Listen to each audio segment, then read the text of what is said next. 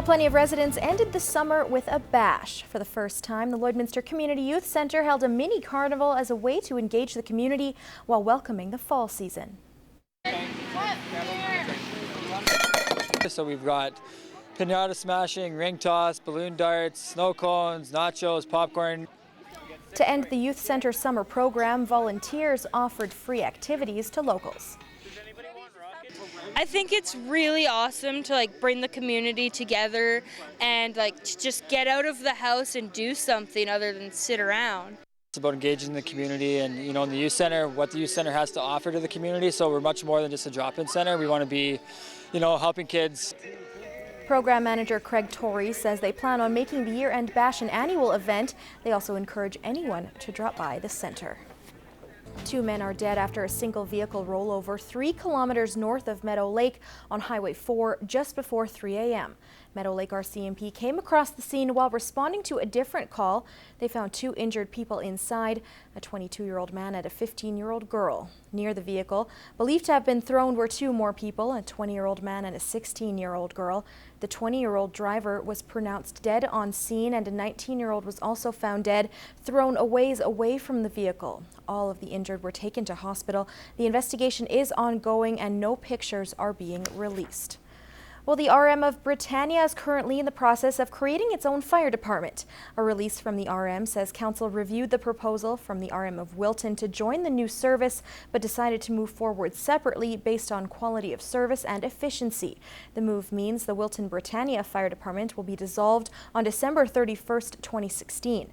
A volunteer committee has been set up, including a budget, to prepare for the January 1st, 2017 start date. Blueberry season came early this year. It started about 2 weeks ago, but there was still an abundance of the fresh wild berry in St. Walburg today.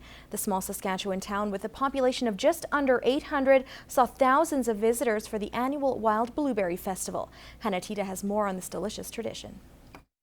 Pies, cheesecake, and of course, lots of blueberries. Each year, the Wild Blueberry Festival in St. Walburg brings in thousands of people from the provinces, everyone looking for something a little different. We definitely always make the trip up from Fort McMurray up to festival for the honey and the blueberries and the fresh produce. It's awesome. It's an awesome weekend to be here. Probably the kids' games are fun. We come every year and to buy treasures from local artists. Because the area is known for blueberries, the festival began 28 years ago as a way to entice visitors. This year saw some new vendors. We pick blueberries all the time, but this is the first time in the Blueberry Festival, and it's pretty interesting. Yeah, I didn't think there was going to be this much people. As well as some returning ones. This is our 6th year now. We've been coming here. We've sold out, but we've never run out. Well, it was easy to get lost in the crowd on the streets of St. Walburg today. This time each year, the population grows almost 10 times its size. We're absolutely stunned and amazed every year, because even when it's an overcast day like this and you think, oh, geez, maybe they're not going to show up, they always show up. It's always good. Co-chair of the event, Claire Zeller, says many community groups and organizations use the festival as a fundraising opportunity. It really helps our town to bring in outside money, and we have some pretty big projects on the go, so every little bit helps. It's not just organizations that benefit, though. The event is huge for small businesses like Four Sisters, who have been coming out for 7 years straight selling their handcrafted items.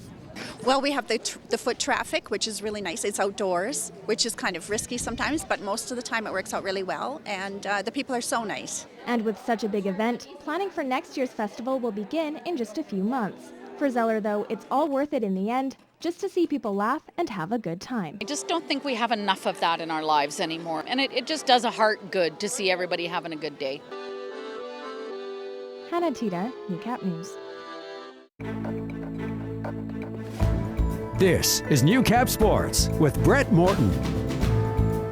Well, school's just around the corner, and the high school football teams are getting ready for the upcoming season with some exhibition games. The Loycon Barons were in Cold Lake for a jamboree, while the Holy Rosary Raiders were in Grand Prairie taking on the St. Joseph Celtics. While the Raiders look good in their first action this season as they beat the Celtics 33-7. Tommy Yanchuk had a solid game as he went 8 for 12 for 210 yards. Ethan Patterson, Mackay Brown, Justin Miller, and Cole Milford all scored touchdowns in the win, while Milford was also strong in the defensive side of the ball as he led the way with 14 tackles. The Raiders open up the regular season at home Friday, September 2nd against the Cold Lake Royals. Kickoff is 7 p.m. at Raider Bowl. On the Lloydminster Barons were also in action as they were up in Cold Lake at the football jamboree. The Barons took on the host Royals and Winston Churchill Bulldogs from Lethbridge. In the first game, the Barons would defeat the Royals 21-7. In the second game against the Bulldogs, the Barons would roll over them as well with a 42-7 win. Jesse Borzell had a strong game, scoring 4 touchdowns. The Barons open up their season on the road Friday, September 2nd in Wainwright against the Commandos. Kickoff is 4:30. On the Lakeland Rustlers soccer teams were in action today with more exhibition games. The men were in Saskatoon taking on the University of Saskatchewan Alumni, while the women were in St. Paul taking on the Keanu Huskies. Well, the women came away with a 1-0 victory. Gabby Lapointe scored the lone goal in the contest. The women there back in action at home tomorrow versus the Augustana Vikings. Kickoff is 1 p.m. at the VLA soccer fields. To the men now, they were in tough against the U of S alumni team. The Rustlers would drop this one 5-1. Stefan Kukovic would score the lone Rustlers goal. The men there also back in action tomorrow at home taking on the Augustana Vikings. Kickoff is 3 p.m. also at the VLA soccer